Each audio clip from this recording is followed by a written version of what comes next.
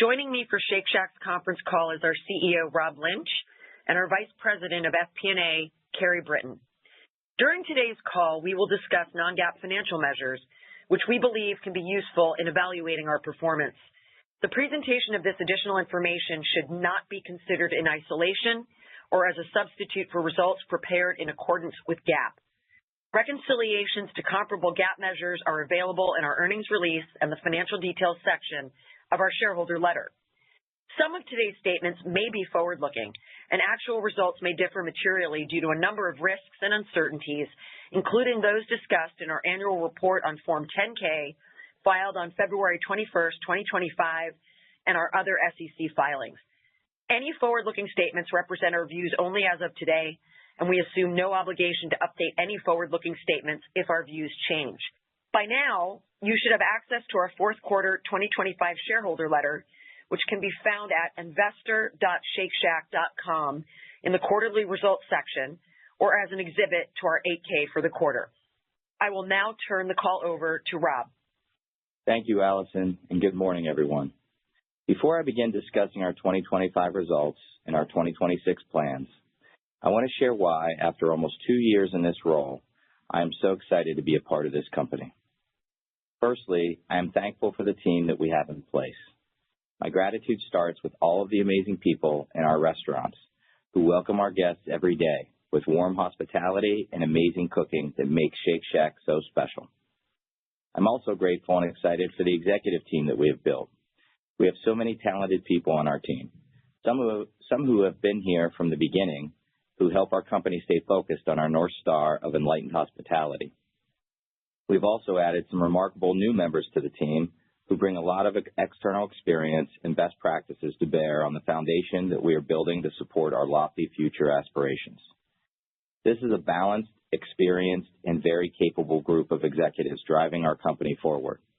I'm also energized by the roster of candidates that we have built for our CFO search, and I'm confident that our process for that search will be completed in the first half of 2026. Another reason I am so excited and thankful to be here is because at Shake Shack, we truly believe that we have the best food in the industry, and we endeavor to give access to that food to an ever-growing number of communities throughout the world. In order to do that, we will need to continue to use the best ingredients in our freshly prepared food and conveniently deliver it with value to our guests in every community that we serve. Our company started as a hot dog stand in a park that had fallen into disrepair and needed its community to bring it back to life. So what did our founders do? They raised money for that park by selling premium hot dogs made in one of the world's most acclaimed fine dining restaurants to everyone who was willing to stand in line to order.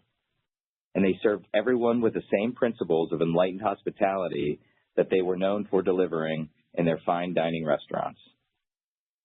We aspire to bring that founder story to life every day and through each new shack that we build. We want to provide the entire world access to the quality of food and hospitality that historically has only been found in higher-priced fine dining establishments. In doing so, we will prove that the world's best food doesn't have to be exclusive. In fact, it can be a delicious beacon of hope that brings us all together. But in order to accomplish this goal, we have to continue to use the highest quality ingredients, turn those ingredients into our culinary forward recipes, prepare our sandwiches, shakes, and sides fresh when ordered, and then deliver our food in a convenient and timely manner, all at a great value. Certainly not a small task, but we are well on our way to proving that food that is prepared fast with approachable price points doesn't have to mean that you are settling for anything less than the best in the world. I believe this endeavor is something to truly be proud of. It's why I'm here. Now on to our 2025 results. 2025 was a year of strong execution and disciplined growth. Despite a macroeconomic environment that remained uncertain for much of the year, our team delivered solid financial results, expanded our footprint with the largest class to date, and made important strides in improving our unit economics and guest value proposition. These outcomes reflect the hard work of our restaurant teams and the effectiveness of our strategic initiatives. I can't emphasize enough that we are laser-focused on becoming a best-in-class restaurant operations company. What does that mean to us? It means that we will support our team members so that they can accurately and expediently serve our guests the highest quality, best-tasting food in the industry at a great value with enlightened hospitality. Our teams have made so much progress in 2025, and I can't wait to celebrate all of their upcoming achievements in 2026. For the year, we grew total revenue by more than 15%, increased our presence domestically and internationally by opening 85 Shacks system-wide, and delivered same-Shack sales growth of 2.3% in our company-operated business, all while we expanded our restaurant-level profit margin by 120 basis points to 22.6% and drove 20% year-over-year growth in Adjusted EBITDA, reaching approximately $210 million. Our success this past year reflects an investment in and disciplined execution of a focused set of strategic priorities. We strengthened the fundamentals of the business while continuing to elevate the team member and guest experience, driving improvements in operational excellence, laying the foundation for greater quality and cost discipline within our supply chain, and delivering compelling culinary innovation and value. At the same time, we enhanced unit economics through margin expansion and meaningful reductions in build costs, positioning the business for more durable and profitable growth. As stated earlier, operational excellence remains foundational to our strategy. In 2025, we completed the first full year under our new labor model, which is designed to place the right team members in the right roles at the right times to drive both efficiency and, more importantly, hospitality. It is not about cutting labor. It is about the optimized deployment of our talent so that we can maximize the effectiveness of it. We want to make sure that our team members are well prepared to take care of our guests during our busiest times and that they are able to do that in a well-orchestrated, results-oriented manner. We've implemented a performance scorecard across our company-operated Shacks, providing visibility and accountability by measuring key metrics across people, performance, and profits. As a result of this, we've seen attainment to the labor guide improve from approximately 50% of Shacks meeting targets in mid-2024 to consistently above 90% in 2025. This isn't about driving out costs. Cost reduction is an outcome, not the overarching goal. Our priority is to help our managers become more strategic and less reactionary to their ever-evolving scheduling needs. It's like any other thing that we do in life. When you align on a plan, measure results, and continue to optimize in a disciplined and consistent manner, it reduces stress that results from unforeseen circumstances and ultimately improves performance. In turn, you're able to better deal with the unexpected challenges that inevitably come your way. We are highly focused on execution through optimizing deployment, improving throughput, and ensuring our teams can deliver great service. We are seeing meaningful success from these efforts, evidenced by reduced wait times across all day parts and higher team member retention. Specifically, our wait times improved from approximately 7 minutes in 2023 to under 6 minutes in 2025, and team member tenure has increased nearly 40% since 2023. Those results would not be achievable if we were simply cutting labor and increasing stress on our teams. Like many in the industry, we faced a challenging commodity environment in 2025, with beef inflation reaching the mid-teens in the second half of the year. Supply chain optimization was a critical focus as we navigated these pressures, and we approached it with a long-term mindset, not by reducing portion sizes or negatively impacting quality, but by building a significantly improved supply chain. To mitigate rising costs and protect margins, we accelerated supply chain initiatives focused on diversification and logistics. We conducted the most comprehensive RFPs in our history across key categories and onboarded additional suppliers to foster competition, reduce business risk, and of course, to augment quality.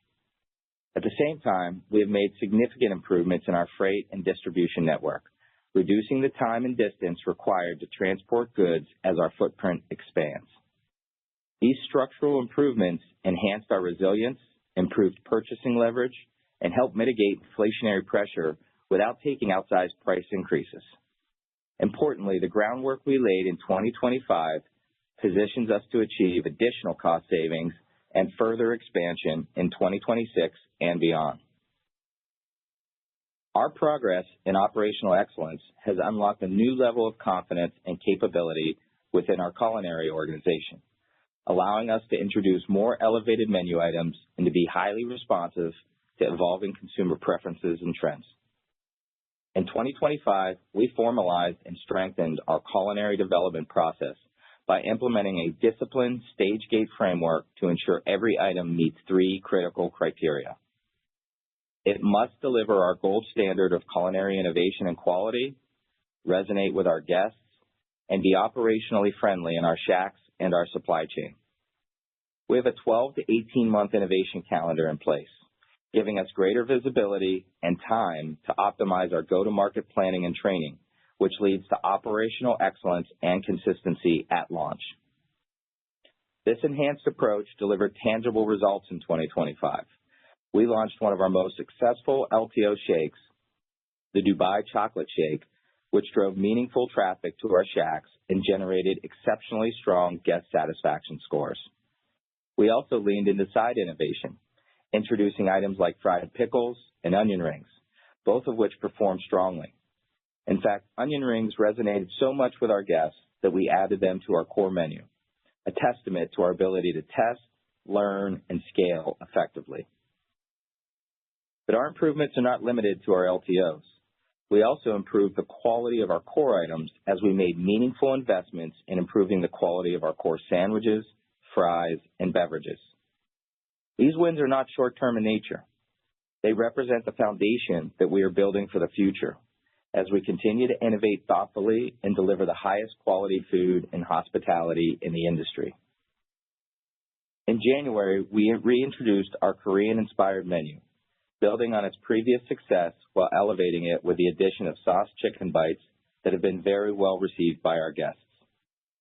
We believe we have a lot of opportunity to increase our chicken sales, and innovation like sauce chicken bites will help us build new chicken occasions. We also expanded our crackable shake program with the True Love Shake, which added another exciting limited time option to delight our fans. We are extremely excited with the sales of this premium crackable shake platform and will continue to drive innovation there.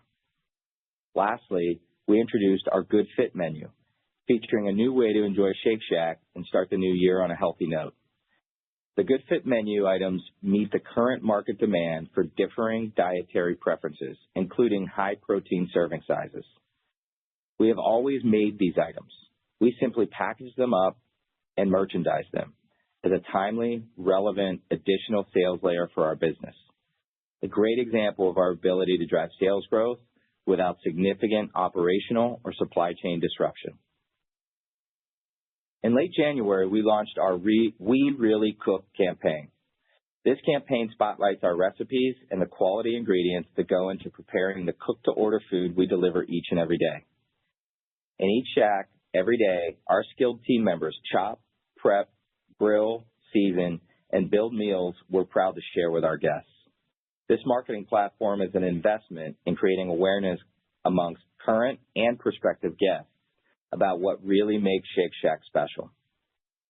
We want to reinforce the fact that we freshly prepare fine dining quality recipes in our shacks every day and deliver them with enlightened hospitality.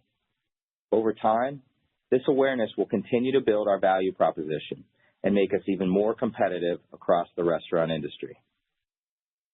We will also continue to strengthen our value offering through compelling price points within our digital channels. Our 1-3-5 in-app promotion platform has proven to be a powerful guest acquisition and engagement tool, driving app downloads up approximately 50% since launch. Importantly, this platform allows us to deliver targeted value while maintaining pricing integrity across the broader menu. The combination of elevated innovation and strategic channel-driven value resulted in strong traffic trends, improved brand engagement, and a more balanced positioning between premium quality and everyday accessibility. The new guests that we are bringing into our app are also the foundation for the launch of our loyalty platform later this year. On the development front, 2025 was a milestone year for Shake Shack as we expanded our global footprint while materially improving the economics of how we build and scale the brand. We opened 45 new company-operated Shacks during the year. We successfully entered new domestic markets like Buffalo and Oklahoma City. The viability of these markets for our brand may have been questioned in the past, but we are proving that Shake Shack has the potential to enter every market in the United States. In 2025, we made significant progress in optimizing our build model. Through disciplined design simplification, value engineering, and procurement strategies, we reduced the average net build cost for new Shacks to under $2 million in 2025, a reduction of approximately 20% compared to the prior year. By improving build costs, maintaining AUVs, and expanding margins, we are generating stronger returns and creating more efficient, profitable growth as we scale. Looking ahead, our pipeline for 2026 is even more robust, with plans to open 55 to 60 new company-operated Shacks, primarily in markets outside of our historical footprint of the Northeast and in major tourist cities. Our licensed business also delivered strong momentum, with 40 new licensed openings in 2025. We saw particularly strong performance in our new Shacks and markets that we have entered in the past 2 years, such as Canada and Israel. We are also proud of our strong comp performance in the Middle East, Japan, the United Kingdom, and in U.S. airports. We announced several strategic growth partnerships, including expansion into Hawaii, a new partnership with Penn Entertainment to bring Shake Shack to casino destinations, expansion into Vietnam, and a new agreement to enter Panama. Most recently, in January, we partnered with the Australian Open to launch 2 pop-up Shacks at the tennis tournament. Together, these 2 licensed sites did approximately $1.6 million in sales in just 3 weeks over the course of the tournament. Attendees there were willing to stand in a very long line to get a Shack burger and fries, indicating strong demand for our brand in this market, despite having never been there before. These partnerships expand our global reach, reinforce Shake Shack as a premium, internationally recognized brand, and give us extreme confidence in our ongoing global growth potential. As we close out 2025, we're proud of the progress that we've made, from delivering strong financial performance and improving unit economics to accelerating development, strengthening our operations, and continuing to innovate in our culinary offerings. The year was truly transformative, laying a foundation that positions Shake Shack for sustainable, profitable growth.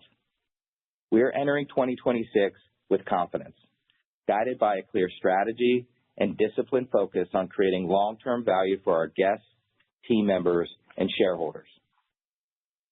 Looking ahead, we are executing against a strategy centered on profitable revenue growth, margin expansion, and strategic investments in our brand and infrastructure. We hope to achieve this by focusing on 6 key priorities.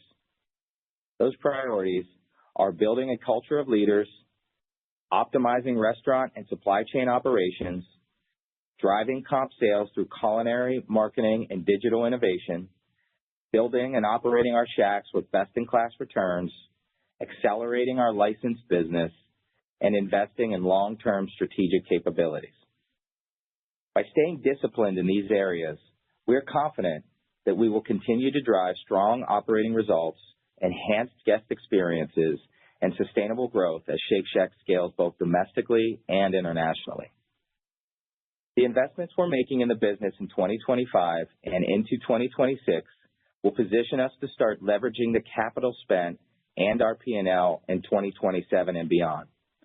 As a result, we expect that by 2027, we will be growing G&A at a lower rate than sales. We plan to disclose our G&A long-range plan that will deliver this leverage in the back half of 2026 after our new CFO joins the team. Finally, I would like to give some color on our strong start to the year. January same-shack sales grew 4.3% year over year. Despite meaningful weather headwinds in January, we've nevertheless generated solid sales growth fueled by continued traction in our in-app value platform, increased hours of operations in our shacks, and the launch of compelling culinary innovation. Our start to the year, coupled with the leadership team that we now have in place, gives me unwavering confidence that our plan is working. We continue to believe that we can deliver on our goals for 2026 and for years to come. I will now hand the call over to Carrie Britton, who has been an invaluable leader and partner through our CFO transition, to discuss our quarterly results and guidance. Carrie? Thank you, Rob, and good morning, everyone. Building on the strong foundation Rob outlined, 2025 was a highly successful year for Shake Shack. Through our continued focus on operational excellence, the effectiveness of our marketing and culinary initiatives, and enhanced guest experience and supply chain optimization, we delivered 15.4% revenue growth to $1.45 billion, positive same-shack sales of 2.3%, 120 basis points of restaurant-level margin expansion to 22.6%, and 19.5% adjusted EBITDA growth to approximately $210 million. We have added nearly $80 million to adjusted EBITDA in the last 2 years, all while facing significant commodity inflation and a challenging macro environment. We are very pleased with our fourth quarter results, which reflect strong execution across both our company-operated and licensed businesses. The quarter marks our 20th consecutive quarter of positive same-shack sales growth, alongside continued strength in restaurant-level margins and double-digit adjusted EBITDA growth. These results demonstrate solid momentum and the effectiveness of our initiatives. Fourth quarter total revenue was $400.5 million, up 21.9% year over year, supported by the opening of 15 new company-operated shacks and 17 new licensed shacks, leading to 23.4% year-over-year growth in system-wide sales. Our licensing revenue reached $15.2 million in the fourth quarter, with licensing sales of $232.7 million, up 26.4% year-over-year. In our company-operated business, we grew shack sales 21.7% year-over-year to $385.3 million. We generated $77,000 in average weekly sales. We delivered 2.1% same-shack sales growth with 0.5% positive traffic and 1.6% price mix. Our same-shack sales grew sequentially each month of the quarter. However, the last 6 weeks of the quarter did not meet our expectations due to inclement weather in some of our most heavily penetrated markets like the Northeast. Despite these short-term challenges, we delivered positive same-shack sales and positive traffic for the quarter. In-shack menu prices rose about 2%, while blended pricing across all channels increased approximately 4%. This compares to approximately 6% last year, demonstrating our ability to deliver positive same-shack sales with less dependence on price increases. We're off to a strong start in 2026. January same-shack sales increased 4.3% year over year, despite weather-related headwinds that represented an approximate 400 basis point impact during the month. We saw strong year-over-year sales growth across our own channels, led by our app channel and the success of our 1-3-5 promotion. January AWS was $68,000, down 7% year over year. The decline versus prior year was primarily attributable to the 53rd week in 2025. As a result, January 2026 did not include the benefit of the high-volume holiday period between Christmas and New Year's Eve that was captured in January 2025.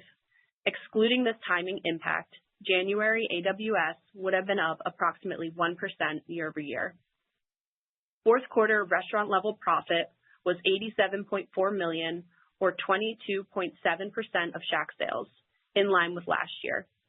Strong benefits from our labor management strategies helped offset higher beef costs and investments in sales-driving initiatives, highlighting our ability to sustain profitability despite commodity headwinds. In the fourth quarter, food and paper costs were $110.6 million, or 28.7% of Shack sales. Blended food and paper inflation was up low single digits, with beef costs up low teens and paper and packaging costs flat year over year. Through proactive procurement and cost mitigation initiatives, our teams meaningfully offset industry-wide commodity pressures. Left unmitigated, inflation would have been up mid-single digits. Labor and related expenses totaled $97.9 million, or 25.4% of Shack sales, representing a 150 basis point improvement year over year, driven by more efficient scheduling and deployment through our labor management strategies. Other operating expenses were $59.9 million, or 15.5% of Shack sales, up 70 basis points versus last year, driven by higher delivery sales mix and repairs and maintenance expense as we continue to invest in our company assets. Occupancy and related expenses were $29.4 million, or 7.6% of Shack sales, flat year over year. Fourth quarter G&A totaled $50.5 million, or 12.6% of total revenue. For the full year, G&A was $176.2 million, approximately 12.2% of total revenue, reflecting incremental investments in marketing and continued investments in our people to support growth and strategic initiatives. Excluding $1.7 million in one-time adjustments, G&A was $174.5 million, approximately 12.1% of total revenue. Looking ahead, we plan to continue investing in marketing and digital capabilities to drive traffic and guest frequency, with marketing spend expected to remain in the 2 to 3% range of total revenue, above historical averages of 2% or less. Unlike last year, our marketing plan for 2026 is more evenly distributed across the quarters rather than back-end weighted. Additionally, we expect our total G&A expense to remain relatively steady each quarter of 2026. This will result in a higher year-over-year G&A step-up in the first half, tapering in the back half of the year. As Rob mentioned earlier, we expect to capture additional leverage in G&A following these incremental investments as the business continues to scale. Equity-based compensation was $5.3 million, or 21.8% year over year, with $4.8 million in G&A. Pre-opening costs were $5.2 million, up 1.7% year over year, reflecting 15 new Shack openings and investments to support a strong opening schedule for the first quarter and throughout 2026. Notably, the lifetime pre-opening expense for the class of 2025 declined approximately 14% compared to the class of 2024, demonstrating continued efficiency gains. The modest year-over-year increase primarily relates to the future opening classes as we advance a robust 2026 development pipeline. We currently have approximately 34 Shacks under construction. We grew adjusted EBITDA by over 20% year over year to $56.1 million, or 14% of total revenue. Depreciation was $26.4 million. Net income attributable to Shake Shack Inc. was $11.8 million, or 28 cents per diluted share. Adjusted pro forma net income was $16.6 million, or 37 cents per fully exchanged and diluted share. Our GAAP tax rate was 39.6%, and our adjusted pro forma tax rate, excluding the tax impact of equity-based compensation, was 26.1%. Our balance sheet is strong, and we ended the year with $360.1 million in cash and cash equivalents and generated $56.5 million in free cash flow. Now on to our guidance for the first quarter and full year 2026. Our outlook assumes no major changes to the macro or geopolitical environment. For the first quarter of 2026, we expect system-wide unit openings of 14 to 18, with 12 to 14 company-operated openings and approximately 4 license openings. Total revenue of $366 to $370 million, with same-Shack sales up 3 to 5%. Licensing revenue of $12.8 to $13.2 million, and restaurant-level profit margin of 21.5 to 22%. As a reminder, our guidance incorporates the year-over-year impact of the 53rd week in 2025 on this year's guidance, which results in an approximate 250 basis point year-over-year headwind to total revenue in the first quarter, primarily driven by holiday timing. Additionally, to ensure a more comparable year-over-year analysis, we have shifted our same-shack sales comparison by 1 week to better align operating weeks and holiday placement between periods. In late February, we rolled off the price we took on our delivery channels last year, an approximate 1% impact. We plan to exit the quarter with approximately 3.5% overall price. Our inflation outlook reflects our expectations for low single-digit inflation, with commodity pressure from beef up mid-teens, partially offset by supply chain savings initiatives. For the full year, we are reiterating our guidance that we provided at the ICR conference in early January. Our pricing plans for the year remain modest, assuming no outsized macro changes, as our overall price across all channels will be up approximately 3%. We are planning for low single-digit year-over-year inflation in food and paper costs after accounting for our supply chain strategies. Excluding these savings initiatives, food and paper cost inflation would be up mid to high single digits, with pressure led by uncertainty in beef pricing that represents approximately 30% of our blended food and paper basket. We expect labor inflation to be in the low single-digit range. We remain confident in continuing to achieve our 3-year targets for fiscal 2025 to 2027 of total revenue growth in the low teens, system-wide unit growth in the low teens, restaurant-level profit margin expansion of at least 50 basis points per year, and adjusted EBITDA growth in the low to high teens range. Thank you for your time, and with that, I will turn it back to Rob. Thank you, Carrie. Building off of a strong 2025, we are excited about the opportunities ahead and look forward to making progress against our strategic priorities in 2026. Above all, I'm so grateful to our dedicated teams for bringing their hearts, minds, and focus to their endeavors every single day. Thank you all for your time today. And with that, operator, please open up the call for questions. Thank you. We will now be conducting a question and answer session. If you would like to ask a question, please press star 1 on your telephone keypad. A confirmation tone will indicate your line is in the question queue. You may press star 2 if you would like to remove your question from the queue. And for participants using speaker equipment, it may be necessary to pick up your handset before pressing the star keys. We ask that you please limit to 1 question and 1 follow-up question. Our first question is from Brian Vaccaro with Raymond James. Please proceed. Hi, thanks, and good morning. I appreciate all those details. I was going to ask you about kitchen equipment. I believe you rolled the new fryers in the last several months. And could you just give us an update on where you are in terms of testing new ovens and grills and the shake machines as well? And are there any planned rollouts of any of that equipment in 26 we should be mindful of? Yeah, thanks for the question, Brian. We've actually implemented our fry hot holding equipment into all of our shacks at this point. And I can tell you I've been out visiting shacks really all quarter, and our fries have never been better. I'll give you a data point. Fries cold or less than optimal fries used to represent over 30% of our guest complaints. And after implementing the new equipment, they now represent less than 10% of our complaints. So huge transformation in terms of improving the quality of our product through equipment innovation. We, as you know, we have our equipment innovation center that we have built here in Atlanta. We have been bringing all of our operators through that innovation center and our licensed partners through that innovation center for the last 3 or 4 months. And some of that innovation, not just new equipment, but the way we're laying out the format of our kitchens is already starting to show up, particularly in some of our licensed partner shacks internationally, where they can build. They have not quite as big of a pipeline, and they can build faster.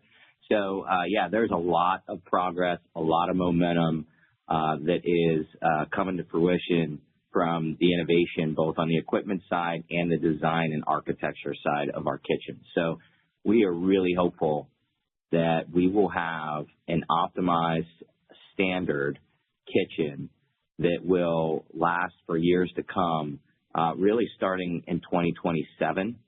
We have to get through our pipeline. We have the longest pipeline of permitted restaurants in the company's history.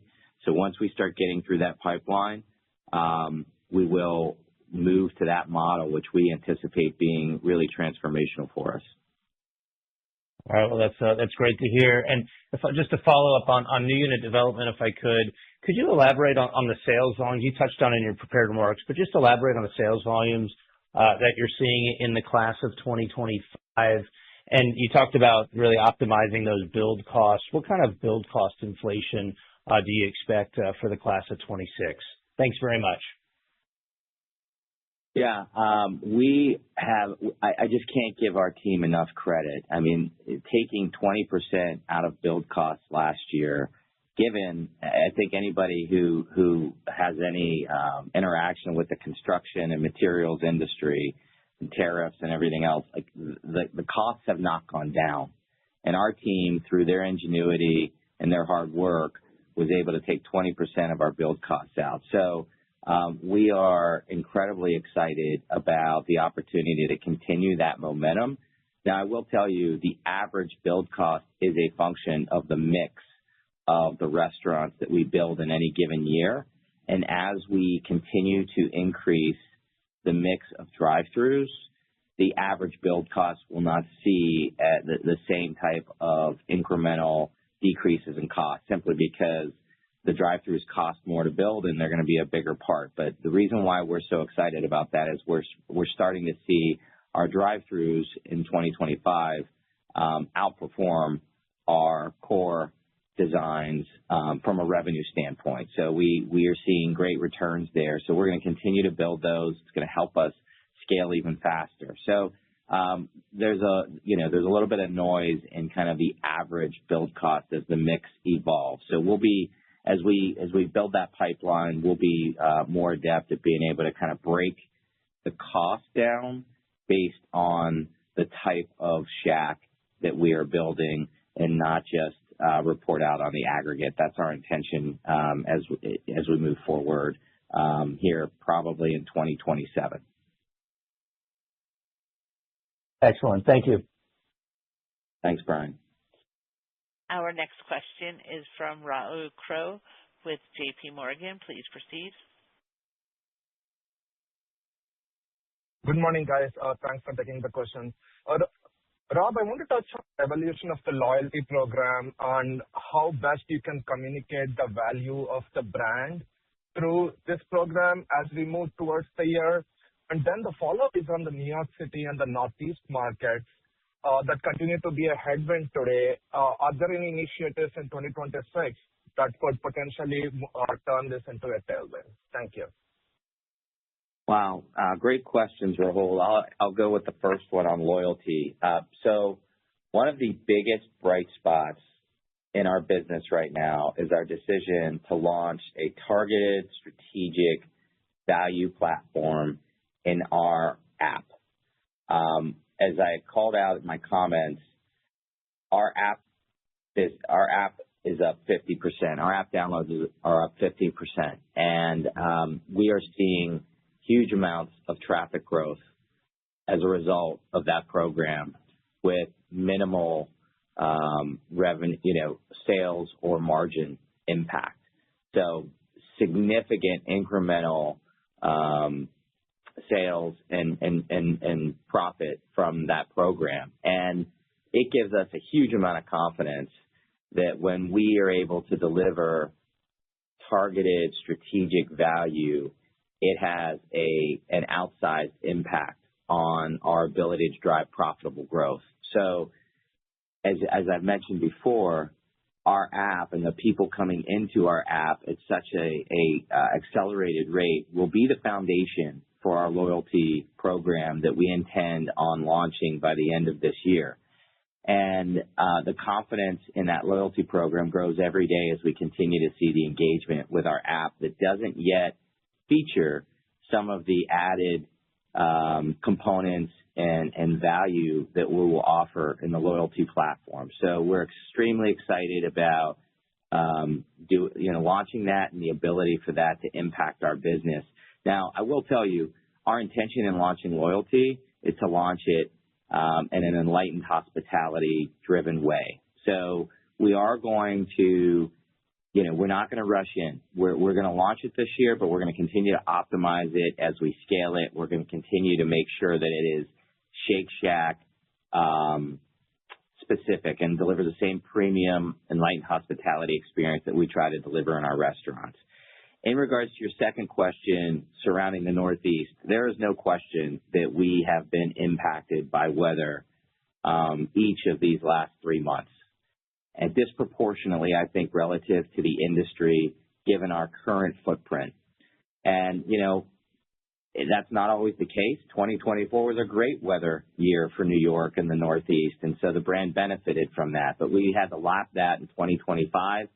And obviously, there's been 2 big weather situations, one in January and one, essentially just wrapping up right now, where we've had some closed restaurants. And we do everything we can not to close our restaurants, but we got to make sure we put our team members' safety first. So, yes, the numbers that we reported out in Q4 and then in P1 in January this year, we are extremely proud of, because we mitigated some really significant weather impact. And so in our guide for, this quarter also is something we're proud of, given the impact we're seeing right now. As we move forward with our development, we will continue to diversify our footprint. The majority of our development in 2026 is outside of the Northeast. I want to make it clear, that's not because we don't see growth opportunity in the Northeast, and that's not because we don't still love our New York roots. We're absolutely committed, and we're starting to remodel a lot of our Shacks in New York City and excited about the impact that's going to have. But there's just so much white space for us to go into a lot of these other markets. And frankly, the results we're seeing in some of these other markets that we may have thought and others may have thought we couldn't be as successful in are really surprising us with how strong the demand is. So we are going to build out a lot of markets across the United States. That's going to diversify our footprint and mitigate some of our disproportionate exposure to particularly the northeastern and mid-Atlantic weather situations that we are dealing with right now. Thank you. Our next question is from Sharon Zackfia with William Blair. Please proceed. Hi, thanks for taking the question. I think I looked back in my model, and your labor is the lowest as a % of sales since, I think, 2013 or 2016, so a long time. I guess I'm curious, Rob, how low can you drive labor? And as we look at the future restaurant level margin expansion, particularly for this year, is labor a key component of that, or is it really coming more from supply chain and cost of sales? Great question. So what I will tell you is we feel really good about where our labor is. And it's really a function of just hardcore discipline, blocking and tackling operations.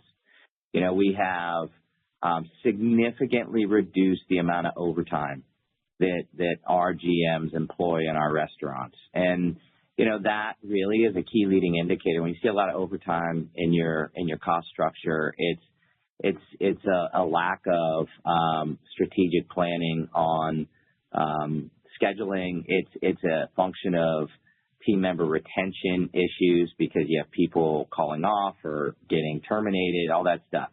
As our operations have improved and our leadership across our operating footprint has continued to focus on all the KPIs that we put on the scorecard and measuring those every day and holding people accountable but supporting them, and our tech has improved to help us manage labor in a much more sophisticated way, we now have a lot less overtime. And we have more people in the Shacks at lunch and at dinner and less people in the shoulder hours because we're more capable. We can run those we can open faster and better. We can close faster and better, so we don't need as many people during those lower volume hours. And that's really been the primary drivers of our improvement on the labor line.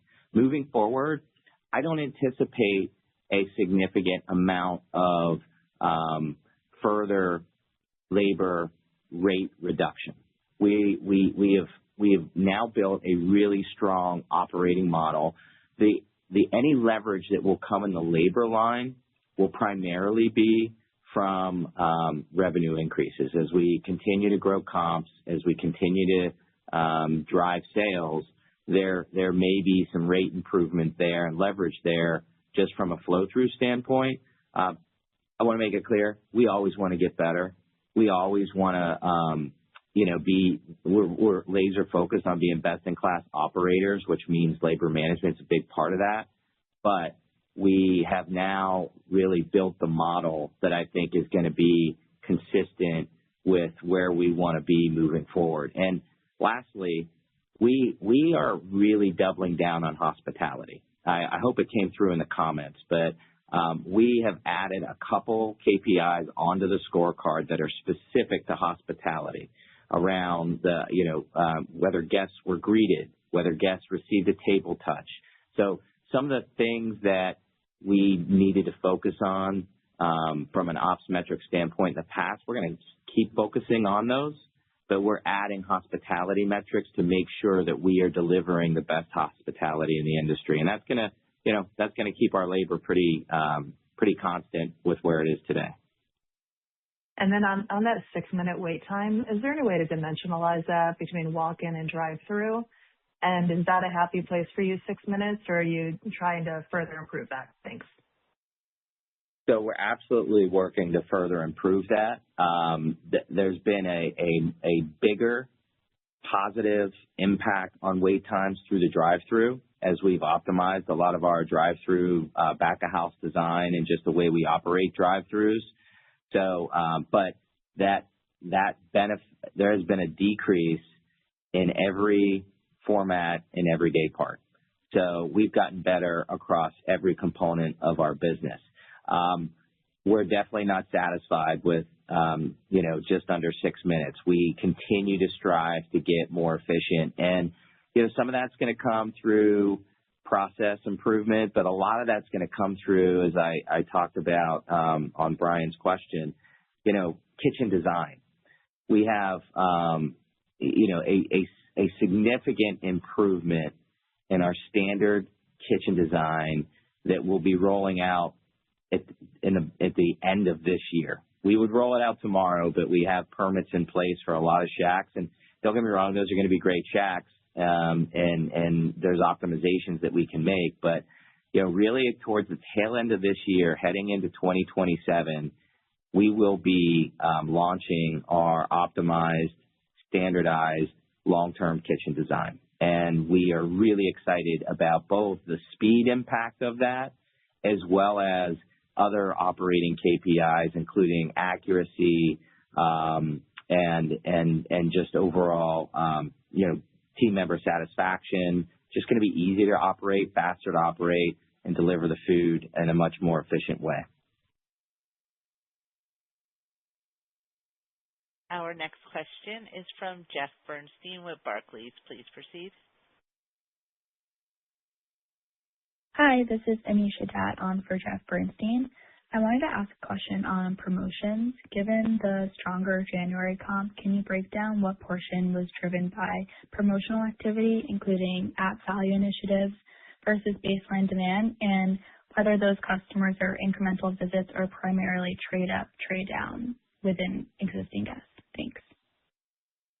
Yeah, so we don't necessarily disclose to that level of detail, but what I will tell you is that, we consider our app part of our base business. I think the incentives that we offer inside of our app are strategic incentives on our highest margin products. So we still make money on the things that we discount in there, and those things are particularly beverages and shakes.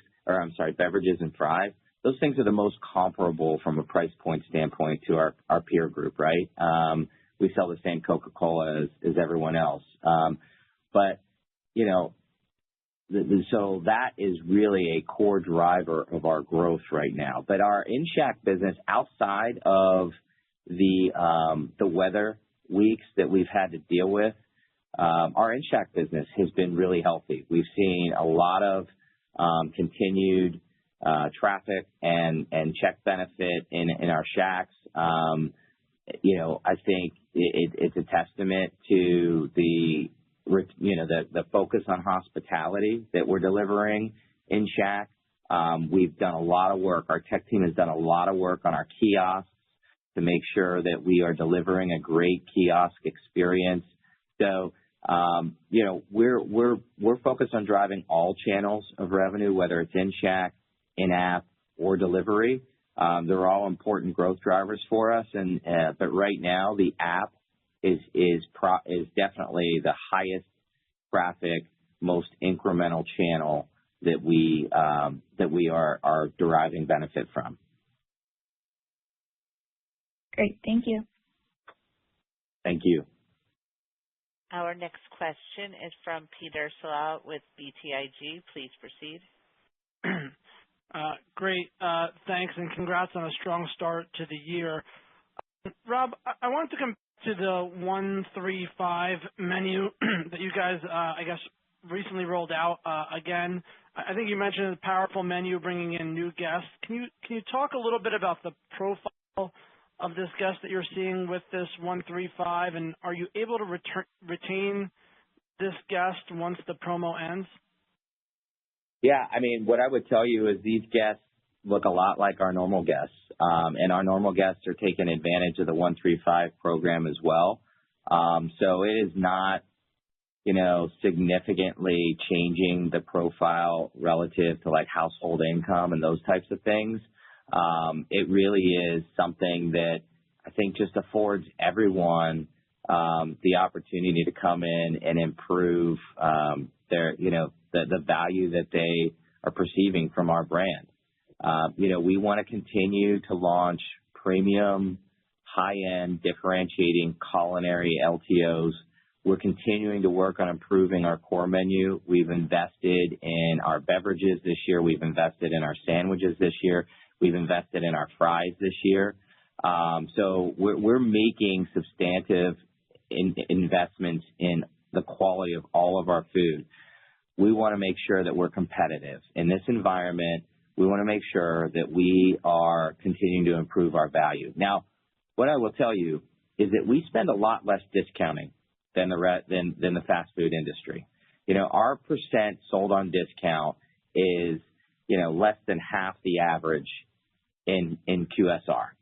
So we are not out there giving away our food, trying to bring in customers from, profiles that may not retain, we may not be able to retain as things evolve. We're out there being strategic and targeted, and the only way you get 1-3-5 is in our app.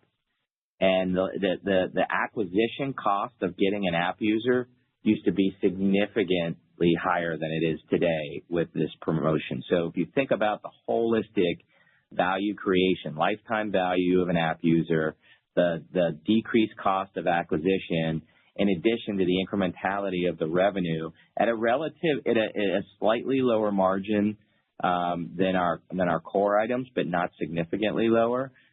All in all, it's a home run for us. And so this is not something that we see as a temporary model.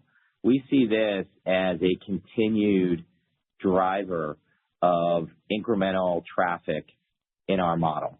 And it's only going to accelerate and expand once we launch an even more premium loyalty experience that offers these types of value-driving programs.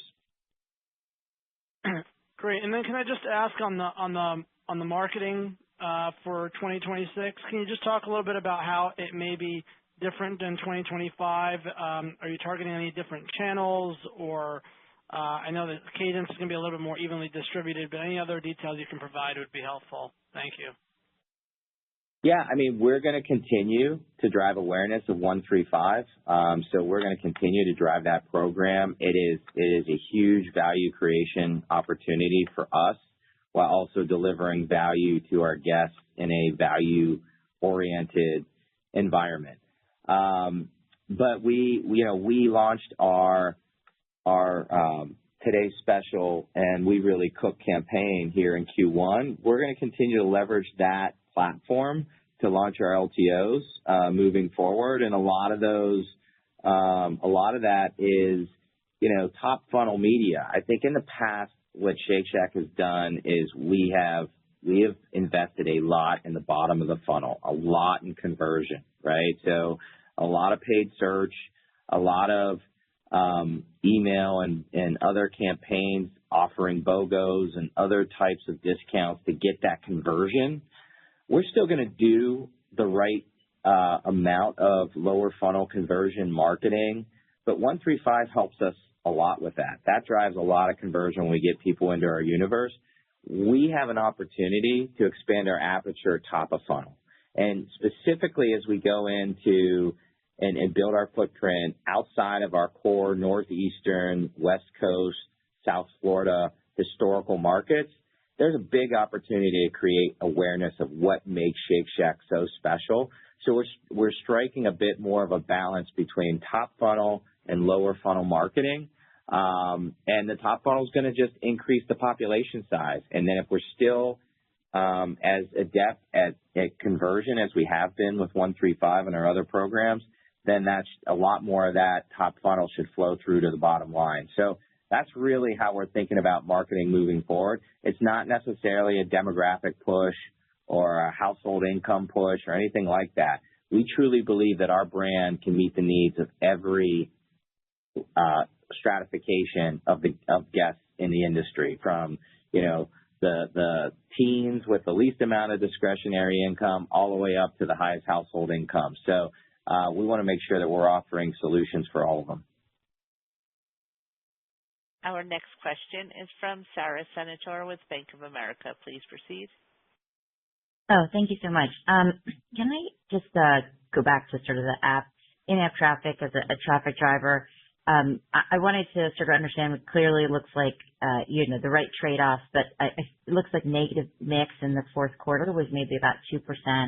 And I wanted to know if that was from the sort of app and because it sounded like more attach is happening there, but perhaps there's also just some lower ticket transactions. And I think last quarter you said that in-app traffic was up 85% and then total traffic was up maybe 400 basis points. So am I right in thinking that as it stands now, app traffic had been at the time maybe 5% of total, just as I'm thinking about kind of where the opportunity is and how much incrementality you might get from that. So I know there's a lot in there, but just sort of quantifying traffic, the lift or the contribution, and how I should think about perhaps mix in the future. Thanks.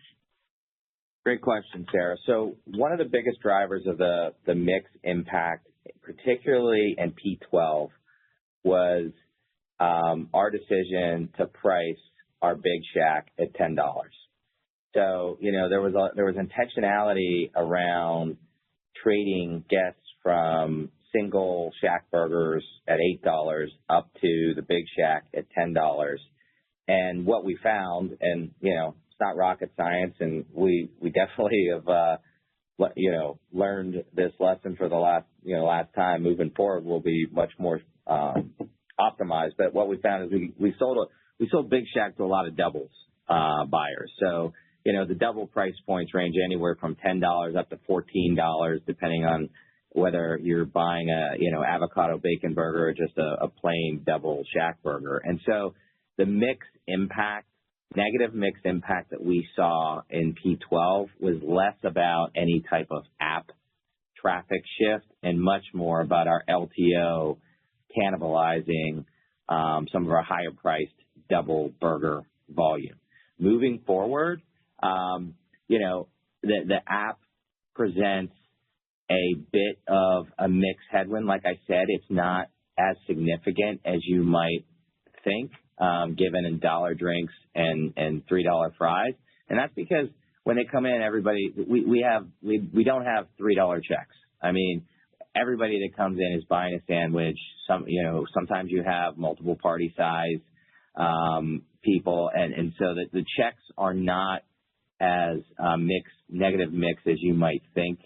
And the incremental traffic that we're seeing from that program is tenfold the mix benefit. So, we'll take that trade-off all day long. And as we move forward and plan our LTOs, particularly in 2026, we're making sure that we have a very clear understanding of where we think that the volume is going to be sourced from, whether it's incremental guests or coming from guests that we're purchasing either singles or doubles, so that we can mitigate any type of mix impact moving forward from that.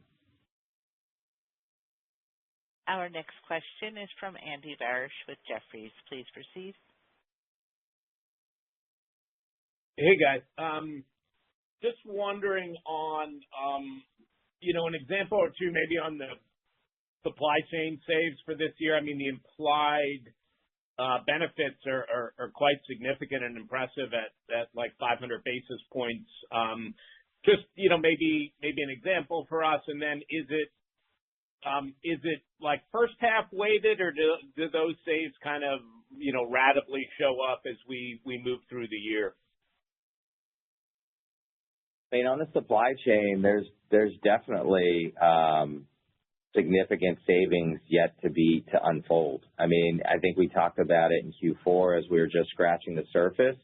Well, I would say we're kind of into the surface right now and really excited about the work that the team has done. And, when we talk about supply chain, I think I've reinforced it a couple times. It's not just about cost.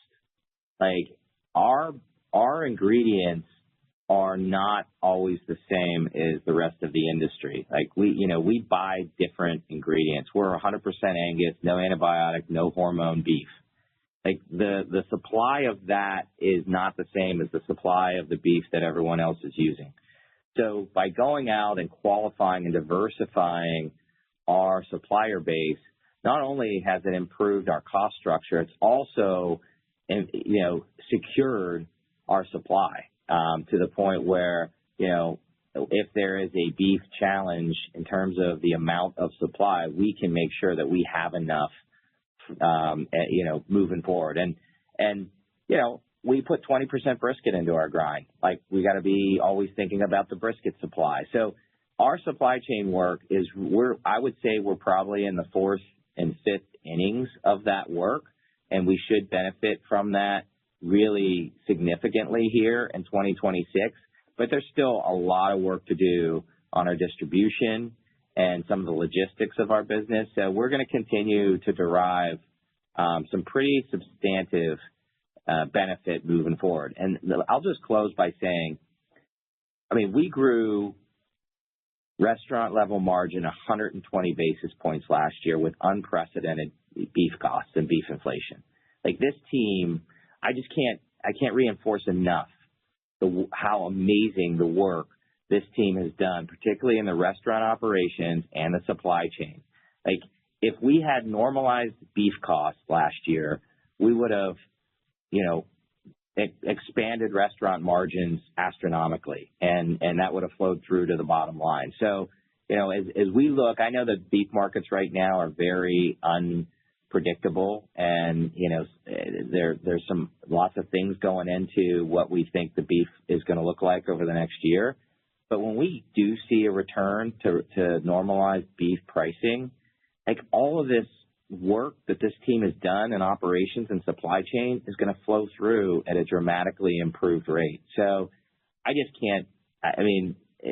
want to make sure that everyone recognizes that it is unbelievable heavy lifting by a very competent and hardworking group of people.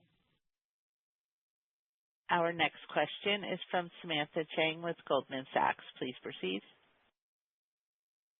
Hi, this is Samantha on for Christine Cho. Thanks for taking my question. You highlighted a development pipeline tilted away from the Northeast, with same-shack sales growth in the Southwest and Midwest outpacing New York City and the Northeast during the quarter. How does the margin and cash-on-cash return profile of these growth regions compare to the legacy coastal core, and how should that regional mix shift influence system-wide margins over the next 3 to 5 years? Thanks. Well, that's a great question. It's an interesting question. What I would tell you is as we penetrate some of these markets, they're going to be smaller populations and they're smaller tourist numbers. So, the revenues that we forecast for some of these markets are less than the revenues than when we open up a Shack in New York City. So, in that model, you may think, well, there's AUV compression, and we're doing everything we can to mitigate that compression by opening drive-throughs, which tend to have higher revenues. So the balance in geography should be to a certain extent mitigated by the format. In terms of the flow through and the margins, I got to tell you, there's not a lot of franchise systems who are opening restaurants in New York City and Los Angeles because there's a lot of challenging business dynamics there. We do really well there. That's where we grew up, so we know how to operate in those markets. But the reason why people develop in places like Oklahoma City and Florida and Tennessee is because the real estate is less and the labor costs are less. So, if we can hold on to our AUVs through an improvement in the mix of our formats and have lower real estate costs and lower labor costs, we should see continued margin expansion. And, we've guided to 50 basis points a year. We haven't pulled that despite, a lot of our peers coming in with margin dilution last year and looking forward, being concerned about margins. Like, we continue to believe that we can expand margins through continued operating excellence, supply chain optimization, and the diversification that we get from our footprint should also help us from a margin standpoint. Our final question is from Nick Sitton with Mizuho Securities. Please proceed. Thank you. The January comp of over 4%, obviously, I think you guys said that includes a 400 basis point headwind. Yeah, I lost you, Nick, but yes, it does include the 400 basis points of headwind.